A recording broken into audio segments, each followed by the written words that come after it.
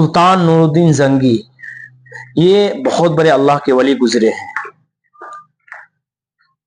اللہ کے رسول صلی اللہ علیہ وسلم کے اتنے بڑے عاشق کہ لکھا ہے کتابوں میں کہ ہر جمعرات کا ان کا معمول تھا 1000 درود شریف کا ہدیہ وہ اللہ کے رسول کی بارگاہ میں پیش کیا کرتے تھے. ایک مرتبہ 700 مرتبہ درود شریف مکمل ہوا. حضرت کو نیند آ گئی.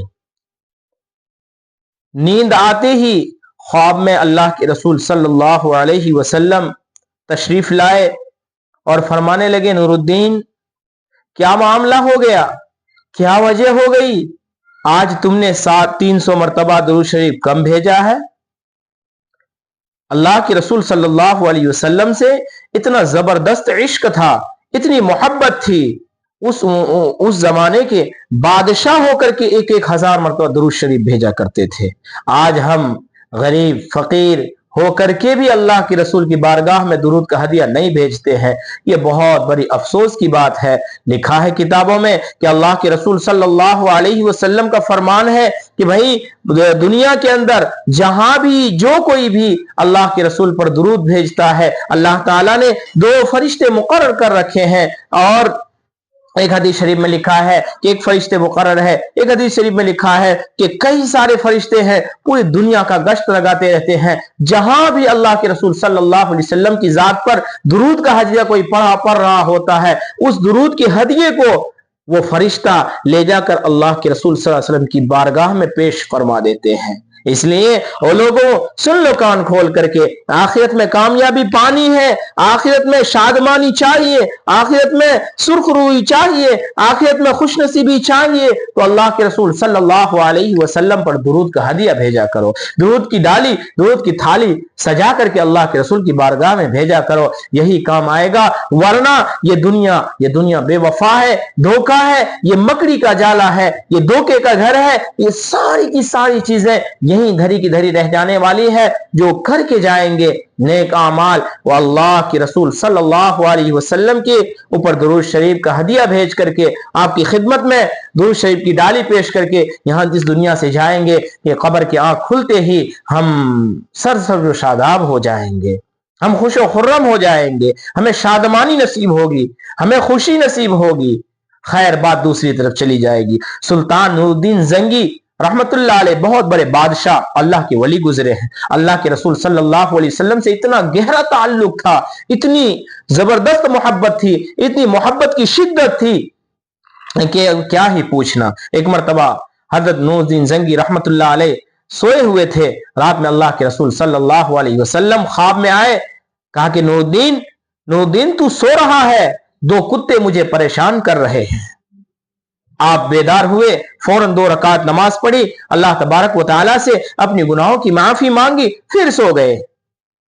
پھر تھوڑی دیر بعد کیا دیکھتے ہیں کہ اللہ کے رسول صلی اللہ علیہ وسلم خواب میں تشریف لائے. پھر کہہ نور الدین تو سو رہا ہے, 2 کتے مجھے ستا رہے ہیں, 2 کتے مجھے پریشان کر رہے ہیں. چنانچہ پھر اٹھے, کہا کہ ہو سکتا ہے میرے گناہوں کی نحوست ہو.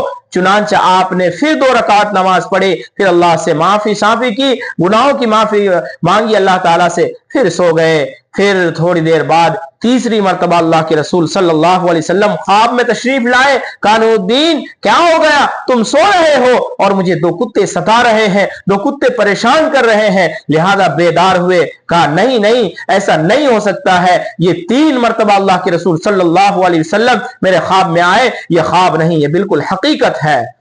چنانچہ آپ مدینہ منورہ تشریف لے گئے, وہاں کے شیخوں کو بلایا, وہاں کے جو ٹھیکیدار تھے, وہاں کے جو جاگیردار تھے ان کو بلایا. کہا کہ میری طرف سے پورے مدینہ کی دعوت کرائی جائے. چنانچہ آپ اپنے مشیر وزیر ہمراہ کو لے کر کے مدینہ منورہ پہنچ کر کے وہاں کے مشیر, وہاں کے وزیر وزراؤں سے, وہاں کے بڑے بڑے شیخوں کو بلا کر کے, وہاں کے سرکاروں کو بلا کر کے وہاں سے ان سے بات کی. اور آپ نے فرمایا کہ میری طرف سے پوری مدینہ کی دعوت, قربان جاؤں نور الدین زنگی رحمت اللہ علیہ کی جھوٹی پر کہ آپ جیسی شخصیت مدینہ منورہ کی پوری مدینہ منورہ کی دعوت کرا رہے ہیں. چنانچہ دعوت کرائی گئی. اپنے مشیروں کو بتایا کہ اس طریقے کا معاملہ ہے, 2 شخص ہیں مدینہ منورہ میں جو آپ صلی اللہ علیہ وسلم کو پریشان کر رہا ہے. चुनांचे आपने पूरे मदीना मुनव्वरा की दावत कराई, सब लोग आए, बारी बारी खा करके लोग फारिग हो गए। आपको पूछा गया, आपके मुशीर ने पूछा कि हजरत वो दोनों आए, उन दोनों पर नजर पड़ी? हजरत ने फरमाया नहीं, अभी भी मदीना मुनव्वरा में खाना खाने के लिए वो बाकी है। चुनांचे फिर जागीरदारों को बुलाया, कहा कि अभी भी और लोग बाकी है। उन्होंने कहा नहीं, सब लोग आ गए। कहा नहीं नहीं, मेरे जहन में मेरा ईमान कहता है कि अभी भी बाकी है, मेरा ईमान कहता है अभी भी कुछ न कुछ कोई ना कोई लोग बाकी है। एक शख्स पास में खड़ा देख रहा था, उसने कहा हाँ हाँ, दो लोग हैं जो खाते नहीं है, सिर्फ खिलाते हैं। कहा मुझे दिखाया जाए ताकि मैं कम से कम जियारत तो कर लूं, मैं उनकी जियारत तो कर लूं। चुनांचे उनको बुलाया गया। फौरन नूरुद्दीन जंगी रहमतुल्लाह अलैह बोल पड़े कि यही दोनों कुत्ते हैं, अल्लाह के रसूल ने इनका चेहरा मुझे दिखाया है। उनको गिरफ्तार किया गया, उनकी पिटाई होने लगी। उन्होंने मदीना मुनव्वरा के अंदर इस तरीके से अपना जाल बिछा रखा था कि पिटाई उन दोनों की हो रही थी और पूरे मदीना मुनव्वरा रो रही थी।